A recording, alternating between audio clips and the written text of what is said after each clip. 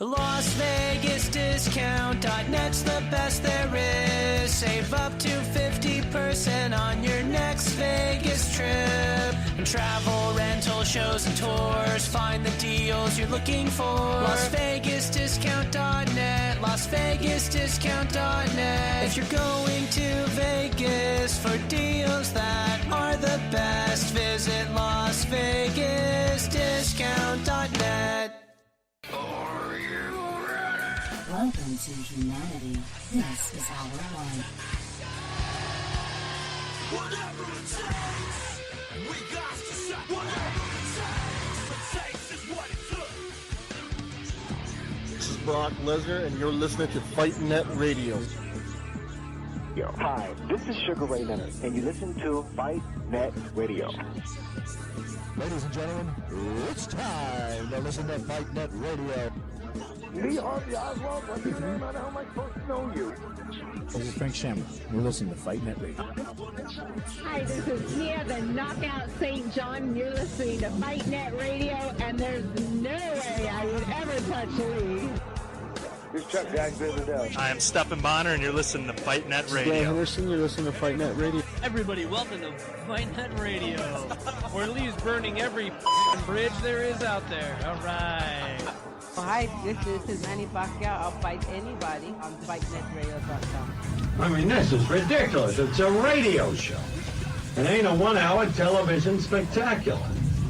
Punch, man. Why you always take something away from fighters, bro? He hit him in the body. Dude went down. I mean, it was not Hopkins-like. That was not Hopkins De La Hoya-like at all. That was a war. Lomachenko's bringing it on. He's hit.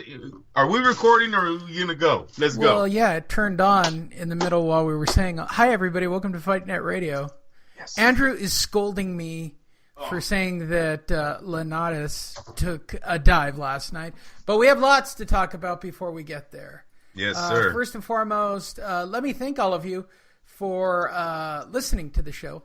I am completely amused that none of you listen to the 3-minute explanation to go online and listen to that show, but all of you returned last week for our Triple G replay show. So you guys are all here. However, if I do put Oscar De La Hoya in the title, we somehow quadruple the number of people who listen to our show. I can almost tell you what topic will get a bigger, like I know what our core audience is, but I know what will get extra eyes. Oscar in a sex scandal. Big plays. Bing. Big plays, bro. Big plays. I don't want to be a dick about it, but Oscar moves the needle still, even on podcasts. Go to LasVegasDiscount.net for all your Las Vegas discount netting needs. You will need to make a reservation for September 15th. I've already been doing homework on this, Andrew. That weekend in Vegas is very difficult to get a room reservation, but if you go to LasVegasDiscount.net right now and book your room, you will save over 50% on your next trip to Vegas. Simple as that, people. What else do I need to tell you? Go to, what's our website? FightNetRadio.com. Click on the like button. Share it with your friends. Get them involved. As always, I like to thank everybody who listens to the show. Like, we have hardcore regulars on our Facebook page. So big shout out to everybody who listens to our program and comments on our posts. Paul and Tony and Fred. The one that I thought was interesting this week was Elite Boxing clicking and liking us sharing their links. Or is it All Access Elite Boxing? I can't get it right. All Access Elite Boxing. There you go. We use a lot of their reposts.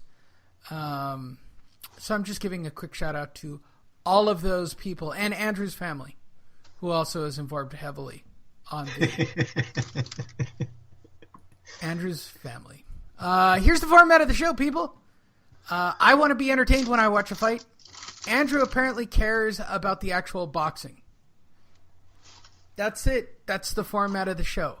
Andrew is a writer and a journalist, so he will try to stay on point and try not to be jaded, unless we're talking about Canelo Alvarez. You're so stupid, Lee. I, on the other hand, I am the personality. My job here is to try to make you laugh, and I will say anything to make this show funny, even if it offends you. Hopefully I do offend you. That means I'm doing it correctly. Let's start right off on Friday night. Showbox, the future of boxing. You know, we got 3 different... Okay, can I say this right at the top? Because it's not one of the stories. We had 3 different announcing crews over the weekend, right, Andrew? Yes. We had the Showtime crew, we had the HBO crew, and we now have this bullshit ESPN crew. I mean, I don't want to be a dick, but did Bob Arum learn nothing from what people dislike about HBO or show? Like, the homering on ESPN for top-ranked fighters. Yeah, you're absolutely right. Is even worse than HBO homering for their fighters, and it's even exponentially. Here is the ass-kissing hierarchy, right? So at the top is got to be the ESPN telecast. Like, I cannot even believe how bandwagon they are. Like, in the Linares fight, they actually turn and start talking about Linares when he actually put Lomachenko on the ground. That was the first time we actually got any insight on the fighter. Well, I'm glad I'm not the only one that caught that. You know, what I don't understand, Lee, this is what I was saying. You ruin a great fight. You see that the fight plays out. When you have a fight like last night, the fight is playing its own story. We don't need you're in there going, oh, that was a good combination by Linares, but I don't know what really landed. You can't say both of those things. Why can't you just say it was a good combination and end it with that and go on to the next thing? No, because you got to push up the fight. But again, what I think he's watching. Here's the thing with the ESPN telecast. They've been told to model after the HBO telecast. I'm so glad you caught that. I know everyone else did too. It was such bullshit what they did at Linares last night. Absolutely fantastic fight. Ended the way they wanted it to. It ended with top ranks guy winning. And you go and you're dishing it out like that to Linares like he was a nobody. Like he was a nobody. Like he didn't even deserve to be in the ring. I know. Look at him chop down that bigger man. Okay. Whatever.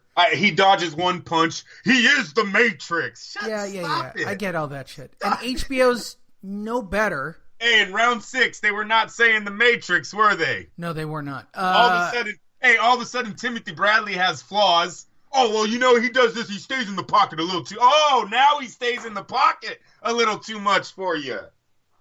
Those 2 telecasts are the worst, which takes us to Showtime. Hey, Lee, wait a minute. Yeah. I got one thing for you because you brought it up, bro, and that's a good one.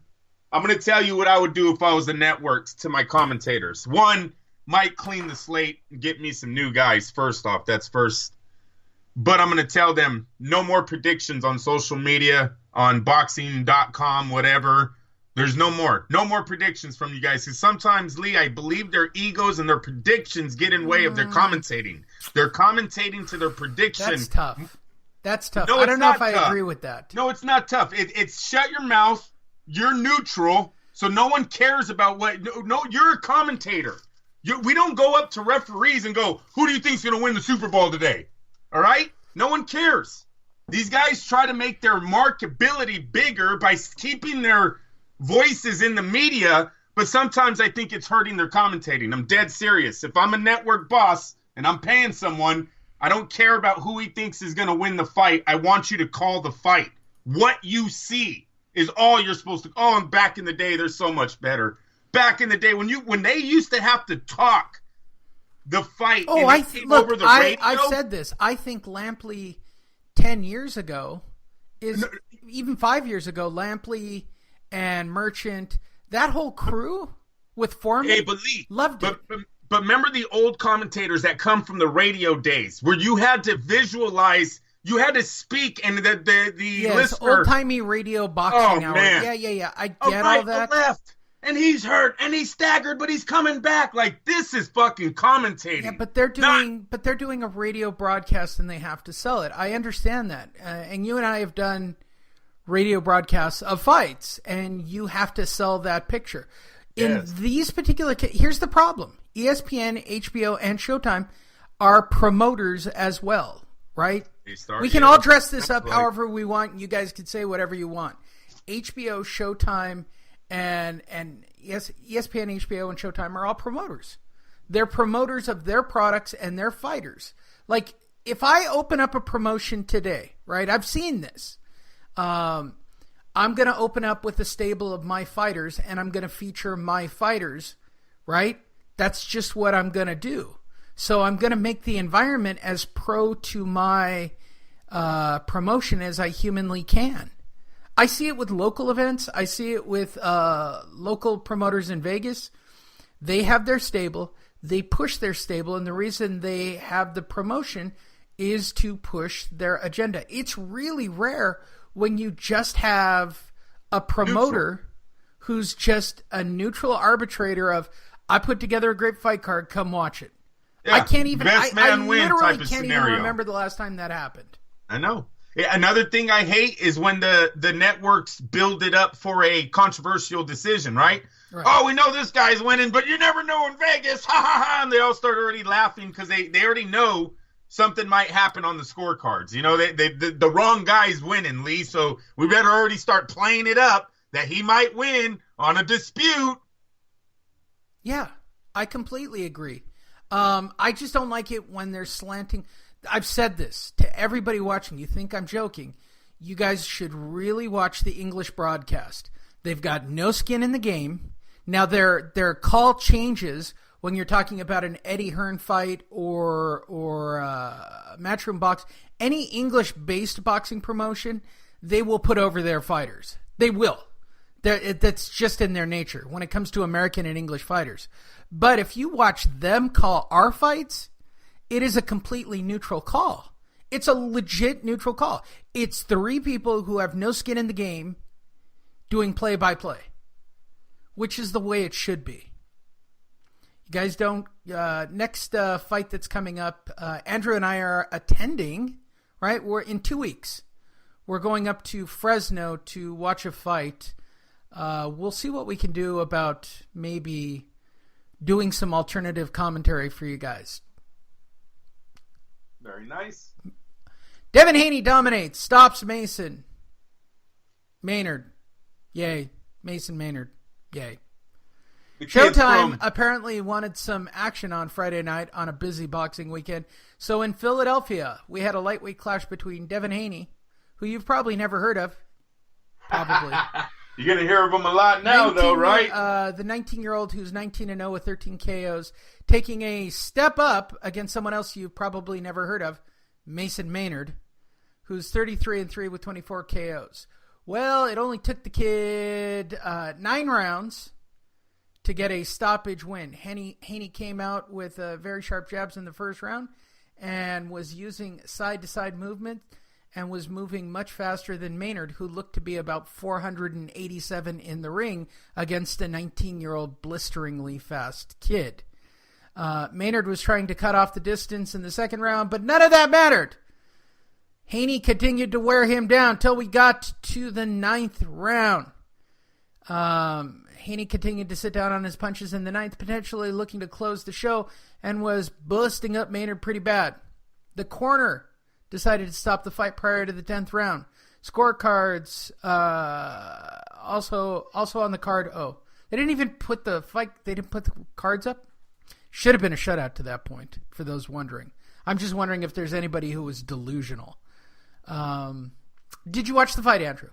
Yes, Lee's from the Bay Area. Okay, that's why he's making the news. Why is he in Philadelphia? I don't know. That's where he fought the guy. But he's from San Francisco, Oakland. You know, been in both places. Undefeated, 19. He's almost 6 foot. He weighs 130 pounds.